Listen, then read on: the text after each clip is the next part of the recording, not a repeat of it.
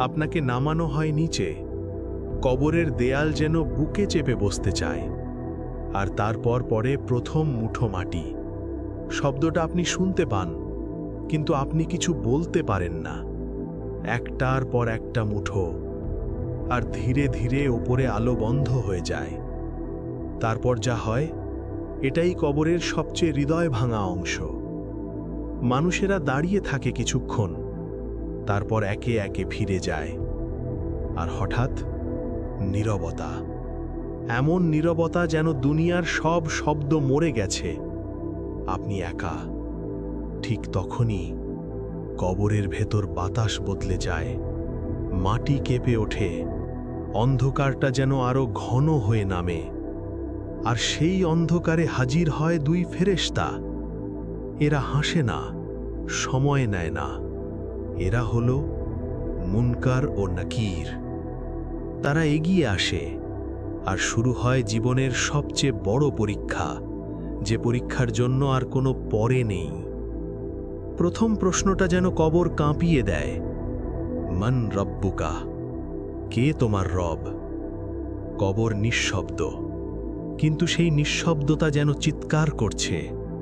তাদের কণ্ঠ গর্জে ওঠে, মান রব্বুকা, কে তোমার রব?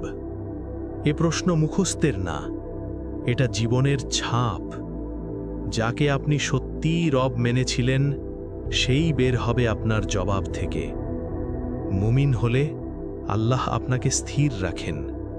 আপনি বলবেন, রব্বি আল্লাহ, আমার রব আল্লাহ।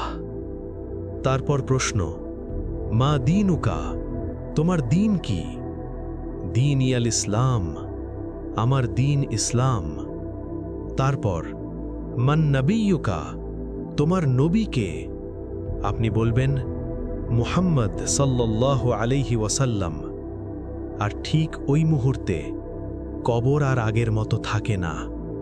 দেয়ালগুলো সরে যায়, কবর প্রশস্ত হতে থাকে। একটা জানালা খুলে যায়, সেখান থেকে আসে জান্নাতের সুগন্ধ, শান্তির বাতাস।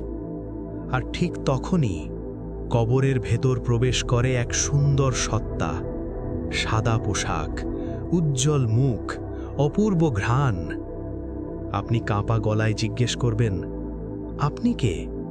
সে হাসবে, বলবে, আমি তোমার নেক আমল, তোমার নামাজ, তোমার রোজা, তোমার আল্লাহর জন্যে ফেলা কান্না। আমি কিয়ামত পর্যন্ত তোমার সাথে থাকব। এখন আপনি একা নন।